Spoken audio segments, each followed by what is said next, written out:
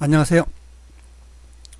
고3 N수생에게 3, 4등급 국어 공부법이라는 이야기를 해보겠습니다. 먼저 여러분 고3과 N수생은 달라요. 2020년에 고3이 되는 학생들은 먼저 수능을 시험을 쳐보세요. 그 다음에 자기 등급을 평가하세요. 그 다음에 그러니까 올해 2019학년 6월 모의고사, 그 다음에 9월 모의고사를 쳐보세요. 그리고 평가를 해보세요. 여러분들이 지금 고2가 되겠죠. 고2는 실제로 뭐를 안 해보냐 하면은 수능 특강이나 완성을 공부하지 않았기 때문에 거기에 막 그 점수가 자기의 실력이라고 해도 무방합니다. 만약에 이번 수능에서 3, 4등급이 나오면 여러분 그게 자기 등급이라고 생각하시면 됩니다. 자, 그러면 여러분이 3, 4등급을 유지하기 위한 방법하고 그 다음에 1, 2등급으로 한 등급이 3등급이 2등급이나 1등급으로 오르기 위한 공부는 다릅니다. 그 부분은 분명히 해야 됩니다.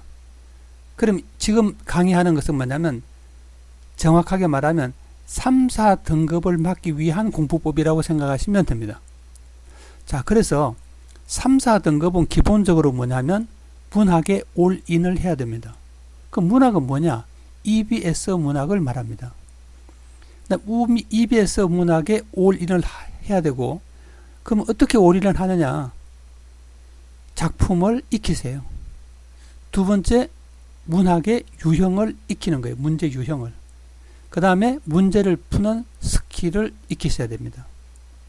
자, 조금 복잡합니다. 근데 제가 후속으로 그게 언제 될지는 모르지만 문학을 푸는 방법이라든가 어떻게 올인하고 스킬을 익히는 건지를 이야기할 기회가 있을 거라고 생각됩니다. 자, 그 다음에 화작문에 올인하는데 화작은 올인하지만 문법은 여러분이 되게 어려워할 가능성이 있습니다. 하면 4등급만 되더라도 문법을 어려워합니다. 그래서 이 문법은 여러분이 약간 고려하셔도 됩니다. 이 문법은 고려를 하셔야 됩니다. 그러니까 버릴 문제는 버리고 익히는 문제는 익히는 거예요. 그럼 3, 4등급이 되면 벌써 비문학은 투지문 정도는 벌써 못 풀어요. 시간이 모자라는 거죠. 그렇죠? 기본적으로 시간이 모자라요. 그 시간이 모자라면 뭐 별로 방법이 없는 것이죠. 그래서 여러분들은 어떻게 할 것인가 판단하셔야 됩니다.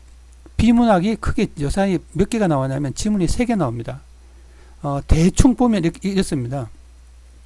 인문 사회가 있고, 그 다음에 정치 경제가 있고, 과학 기술이 있습니다. 크게 이렇게 3가지로 나눠집니다. 근데 이제, 작년에는 뭐가 어려웠냐 하면은 과학이 어려웠어요. 근데 올해는 경제가 어려웠어요. 그래서 그때 따라 이제 난이도가 달라지거든요. 그러면 여러분들은 문제를 보고 어떤 이제 2가지 패턴이 있죠. 하나는 내가 싫어하는 지문이 있습니다.